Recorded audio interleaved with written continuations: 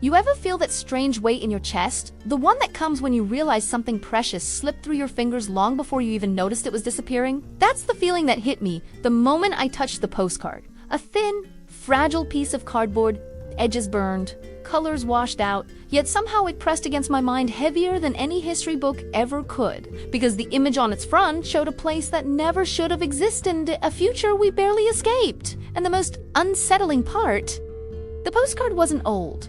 It looked new, as if it had arrived straight from another Earth. One where the Cold War didn't end with treaties, handshakes, or quiet compromises but with fire. The caption printed in faded red ink read, "Greetings from the United States wasteland, 1987.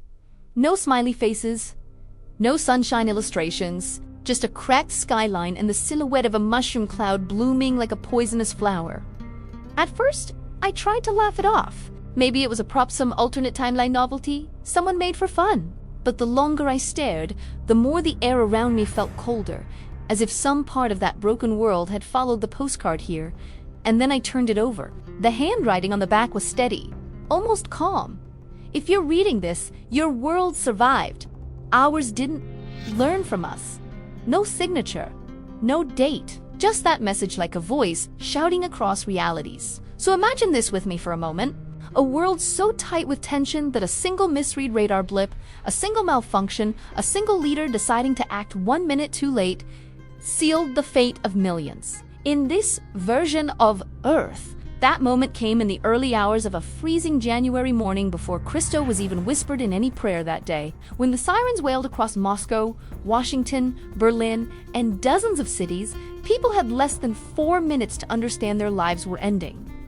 Some prayed, some ran. Some simply stood in their kitchens holding coffee cups that would never again touch their lips. And then everything became light. Not warmth, not hopey. Just a violent brilliance that erased shadows, erased borders, erased entire futures. The postcard showed the aftermath. Skyscrapers melted like candles left too close to a flame. Highways warped into twisted ribbons. Neighborhoods became nothing more than outlines of ashware. Families once argued about dinner or sang off-key while washing dishes. But the most haunting detail wasn't the destruction, it was the silence. Because in that world, silence became the new atmosphere. Now, before you think this is just another grim story, I want you to pause with me, take a breath. Think about how bizarre it is that a tiny piece of cardboard could carry such a heavy message from a reality that burned itself out. Funny, isn't it, how something so small can make you reevaluate everything around you? How a single object can pull you back into your own life with new eyes? That moment alone has helped more people than you might imagine. Back in that alternate wasteland, survivors wandered through ruins, their eyes wide and hollow. They weren't afraid of enemies anymore, only of silence. The silence of empty cities, the silence of winds carrying dust that once belonged to homes. The silence inside their own minds as they tried to remember what laughter used to sound like. Governments didn't exist anymore. Borders didn't matter. Leaders who once threatened each other with retaliation no longer breathed at all. Whatever victory anyone hoped for vanished the moment the sky turned white. The person who wrote that postcard must have been one of the last who still believed communication mattered. Someone who refused to let their world end without sending a warning to another. But why a postcard? Why something so ordinary? Maybe that's the point. Maybe when everything collapses, people cling to the simplest things.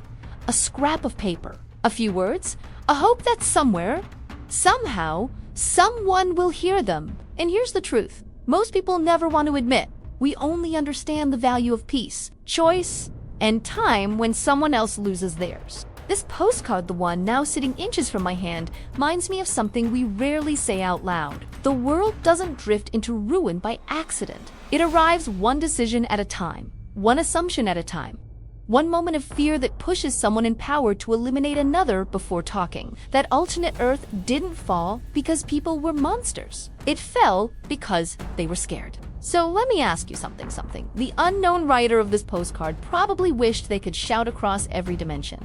What are you doing with the peace you still have? Are you letting anger choose your words? Are you holding grudges that drain your life? Are you ignoring the miracles disguised as ordinary moments like sunlight on your window or the voice of someone you love? because the people in that other world would give anything to stand where you stand now. Sometimes, gratitude doesn't come from having more. It comes from realizing just how close everything came to disappearing. And if you're still here, then you have more time than millions of others ever got. Maybe that's the real message the postcard carried. Not fear, not warning, but perspective. The kind that quietly settles inside you and makes you appreciate your world in a way you maybe never did before. And before I put the postcard down, I noticed one last detail printed near the bottom. A tiny line almost too faded to read, "Wish you were here, so you could tell us how you avoided this." That sentence hit me harder than the mushroom cloud on the front, because it wasn't sarcasm. It wasn't bitterness. It was yearning. They weren't asking for pity. They were asking for understanding. And maybe we can honor that. If this story touched you in any way, if it made you think, reflect, or even appreciate the breath you're taking right now, then do something simple and powerful. Subscribe to the channel, leave a like so more people find this story. Share it with someone who needs to rethink the world they're living in. Your support helps this universe grow and maybe helps prevent another one from collapsing. Thank you for being here. You don't know how much it matters.